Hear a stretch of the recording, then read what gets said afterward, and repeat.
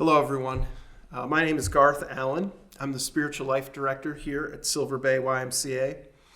Silver Bay, if you don't know, is located on the western shore of beautiful Lake George here in the Adirondack Park. And this video is being filmed right now in the historic Silver Bay Chapel. And we're grateful that you're here, that you're interested in seeing what we have to say.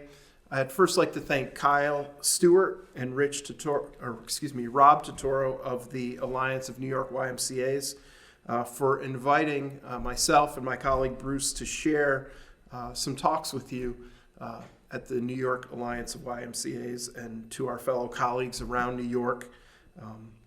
We sincerely hope that these talks provide encouragement, practical content, in the midst of these rapidly changing times and helping us cope in the midst of the COVID-19 virus and just the difficulties that it's heaped upon us. So welcome, and even though we're in a difficult time, I think there's much for us to be hopeful about. There's opportunity here. So my goal for this session is for us to think about how our faith can provide comfort in a time of crisis. So how can we embrace our faith in such a way at this time that it can help us cope? But before we jump into this vital topic, I just want to lay the groundwork a little bit for what I'm going to be talking about. First, the YMCA is a diverse movement. It's an inclusive movement. We seek to welcome everyone, no matter what your faith experience is, no matter where you come from or where you've been, what your racial, cultural, ethnic background is, you're welcome here at the YMCA. And there is space here for everyone. There's a place here for everyone. No one gets left out. No one gets left behind in the YMCA. So I want to start there. And then I also want to acknowledge that the YMCA was birthed, the movement, out of a specific religious context, that the C in the YMCA stands for Christian. And so that's also part of who we are as the YMCA. And thirdly, I'd like to acknowledge my own sort of place in this movement. My personal commitment as well as my academic training are in the history of the Christian tradition and in pastoral ministry. So I'll be approaching this talk today from the perspective of a Christian pastor who embraces that faith. And I'll be using the Bible, which is one of the foundational books of our faith, to reference some of my recommendations today. Now, whether or not you adhere to the Christian faith shouldn't inhibit you from taking something of value from what we have here today. The Christian faith has been very influential through the centuries. The Bible has been an influential book. And so whether you embrace that or not, hopefully you'll be able to hear something here that will be valuable for you today. And so with that, let's move on to our topic. How can faith provide comfort in the midst of crisis? In the way that I'd like to answer that, there are many ways I think we could answer it, is by looking at 3 lessons from the life of Jesus that can bring us comfort in the midst of crisis. 3 lessons from the life of Jesus. Lesson 1, seek opportunities to cultivate and to maintain close personal relationships, even as we practice staying physically distant from one another. So during this time, seek opportunities to nurture and enrich your personal relationships, even though you can't be physically present with people that you care about. So to illustrate this point, I'd like us to think about a story from the Gospel of John. It's John chapter 11. It may be familiar to you. It's the story of a man named Lazarus who dies and is raised from the dead. I'd like to read it to you, but it's quite a long passage. So if you have your own Bible, I'd suggest you take some time to read John chapter 11 to get sort of the full picture of what we're saying. I'm just going to give you the highlights of this story. So Jesus had these 3 friends, Mary, Martha, and Lazarus. They were siblings, and he had spent a lot of time with them during his ministry, but at this particular time, Jesus was traveling sort of north and east of Jerusalem with his other disciples, and he's doing his work there, and he receives a message from Mary and Martha that Lazarus is ill, and they ask Jesus to come. And for some reason, the work that Jesus is doing there, we're not quite sure, but he waits a couple of days, but he does come to see Lazarus and Mary and Martha. But when he arrives, he finds out that Lazarus has already died and has been placed in the tomb. He's been actually dead for 4 days by the time that Jesus gets there. And as he's coming, he meets Martha, and she is really broken up about this and says to Jesus, in effect, if you had come sooner, Lazarus would be alive today. And then Martha comes out and says essentially the same thing. Jesus, if you were here, Lazarus would still be alive. And Jesus responds to these two women and says, take me to the tomb. And he goes with them and sits with Mary and Martha and their friends and family, and they're weeping. And it says, the shortest verse in the Bible says, Jesus wept. And it says he was moved in his spirit and he wept with these women and their family. And then it moves on to this story where Jesus says, Lazarus come out, and he comes forth from the tomb. And so we have this miracle. Now there's much I could say about this story. That's sort of the short version. But I'd certainly like to focus our attention on Jesus' relationship with Mary, Martha, and Lazarus. These are close personal friends of his. There's other stories in the Bible where Jesus interacts with Mary and Martha and with Lazarus. And when Jesus comes, he's too late, and he's just really hurt about that he could have done something if he had been there sooner. At least that's what his friends think. And so this is a very human picture of Jesus. We see that he invested time and energy in these personal relationships, and he was emotionally invested. He wept with those who wept. And so there's a couple things I think we can take from this story.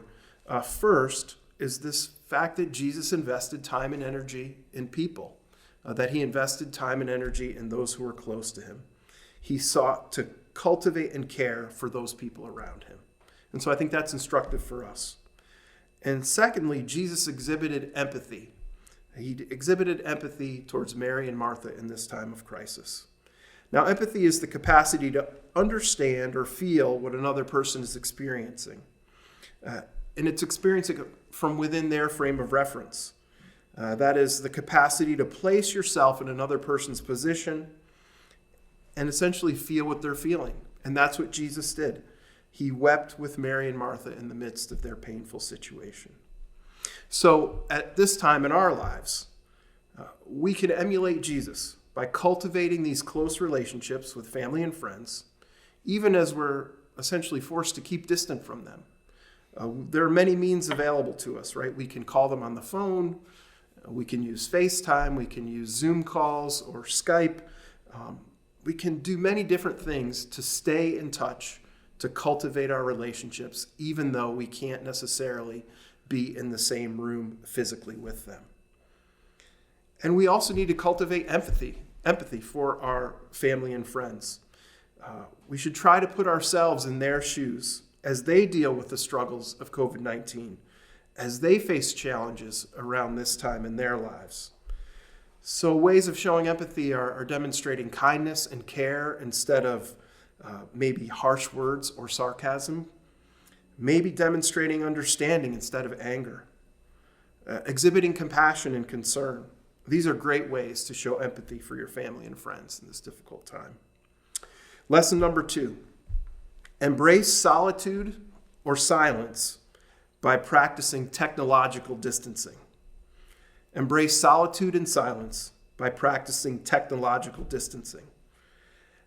Now, there are multiple places in the gospel narratives where Jesus and his disciples take leave of the crowds that are surrounding them to be alone, to be quiet. I'll just give you a couple examples. Mark chapter 6, 31 and 32 says this. Jesus said to them, "Come away by yourselves to a desolate place and rest a while. For many were coming and going, and they had no leisure even to eat. And they went away in the boat to a desolate place by themselves." So Jesus and his friends withdrawing from the crowds. Luke 5:16 says this about Jesus. He would withdraw to desolate places and pray. Notice that Jesus and his disciples would take time away, they would withdraw from the crowds for two purposes, for prayer and for rest. Now, I'm certainly aware that Jesus and his disciples didn't have the tech devices that we have today, right? But they still needed time away for solitude and for silence. They needed times of peace and quiet. We once again have an opportunity to emulate Jesus. The technology that we have today provides many opportunities. We can reach out to people and stay connected. We can share information. We can even make videos like this to stay in touch and learn from one another. However, there is a downside to the technology. It's nearly impossible to get away from our mobile devices. If we're carrying them around with us all the time and we want silence, I can guarantee you when you set that thing in your pocket and sit quietly, it's going to buzz or it's going to ring. We also, in this time, can use our devices as a constant source of distraction.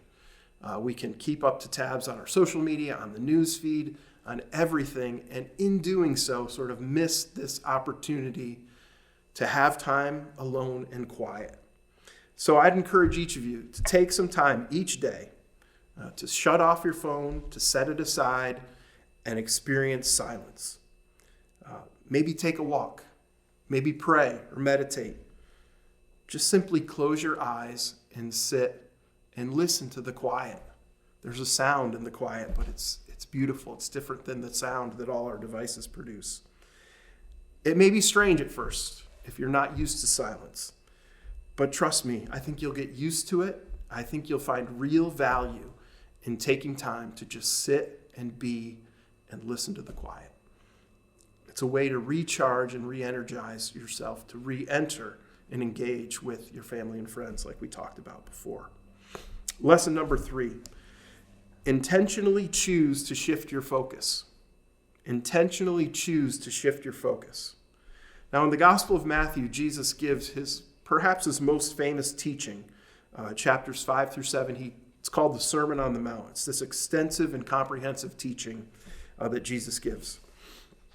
And in these teachings, Jesus is very intent on helping his people shift their focus from one thing to another. There's this phrase that repeats, you have heard it said, and he says something, but I say to you. And it's this way of taking a well-known teaching. Jesus is saying, you've heard it said, you shall not murder. But I say to you, don't talk to somebody in anger. And so he puts this new spin on something and shifts our focus. And so I think there are many ways we could shift our focus, but I want to share 3 of them from the Sermon on the Mount. The first shift I'd ask you to embrace is to shift your focus from worry to gratitude. So shift your focus away from worry and toward gratitude. Listen to what Jesus has to say in Matthew 6:25 through 32. This is Jesus speaking. Therefore, I tell you, do not be anxious about your life, what you will eat or what you will drink, nor about your body, what you will put on. Is not life more than food, and the body more than clothing? Look at the birds of the air. They neither sow nor reap, nor gather into barns, and yet your heavenly Father feeds them. Are you not of more value than they? And which of you, being anxious, can add a single hour to the span of his life? And why are you anxious about clothing? Consider the lilies of the field, how they grow. They neither toil nor spin, yet I tell you, even Solomon in all his glory was not arrayed like one of these. But if God so clothes the grass of the field, which today is alive and tomorrow is thrown into the oven, will he not much more clothe you, O you of little faith? Therefore, do not be anxious, saying, what shall we eat, or what shall we drink, or what shall we wear? For the Gentiles seek after these things, and your heavenly Father knows that you need them all. It's very concise teaching about anxiety and worry. So instead of worrying about the future, which we can't control anyway, we should shift our focus to be grateful for the present moment, which we have. We have this time right now. It may not be all that we want it to be, but there are things that we can embrace. There are opportunities we can take advantage of in the present moment. So shift your focus from worrying about the future to embracing gratitude and being thankful in the present moment. Another shift basically from the same passage, is shifting your focus from what you lack to the abundant blessings you already have. So shift your focus from what you don't have to what you already do have. When we focus on what we lack, it's easy to become dissatisfied, disappointed, even angry or upset. Conversely, when we focus on the blessings that we do have, the good things in our lives, we can experience contentment, we can experience joy, and as I said earlier, we can experience gratitude. Lastly, shift your focus from judging others to extending grace and mercy to them. Shift your focus from judging others to extending grace and mercy to them. Listen to these words from Jesus in Matthew chapter 7. He says this, "Judge not that you be not judged, for with the judgment you pronounce, you will be judged, and with the measure you use, it will be measured to you. Why do you see the speck that is in your brother's eye, but do not notice the log in your own eye? Or how can you say to your brother, 'Let me take that speck out of your eye,' when there is a log in your own eye? You hypocrite, first take the log out of your own eye, and then you will see clearly to take the speck out of your brother's eye." So often, I'll speak for myself, I'm very quick to see others' shortcomings, very quick to attribute to them motives or feelings that I think they have, but I don't really know. And I think this happens for a lot of us. We do this judging thing. And especially in times like these, times of crisis, rapid change, and extended amount of time with people that are closest to you, with our loved ones, but we're in close quarters, that can be challenging. And we can tend to be judgmental with them. So we would do better to overlook any shortcomings during this time and instead show compassion. We really don't have access to the inner feelings, the anxieties, the inner world of others. It's best to err on the side of gentleness and care rather than resort to judgment in a time of high stress like this. Change can be very difficult for most of us. I know change is difficult for me. The manner in which we have been forced to handle rapid change in recent weeks can be overwhelming. It's my hope that these lessons from the life of Jesus can help us cope with the challenges of the COVID-19 crisis and provide comfort in the midst of these ever-changing times. Let me conclude by recapping the lessons for us, and hopefully you can take them from our time together and put them into practice in your own life. Lesson 1, seek opportunities to cultivate and to maintain close personal relationships, even as we practice staying physically distant from those closest to us. So work on our relationships and work on keeping physically distant from people as well.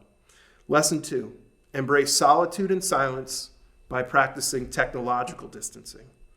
So take some time to be quiet, to be alone, and set down your devices and see how the silence and the solitude can really build into your life. Lesson 3, intentionally choose to shift your focus. I'm throwing in a quote from Qui-Gon Jinn, the venerable Jedi Master.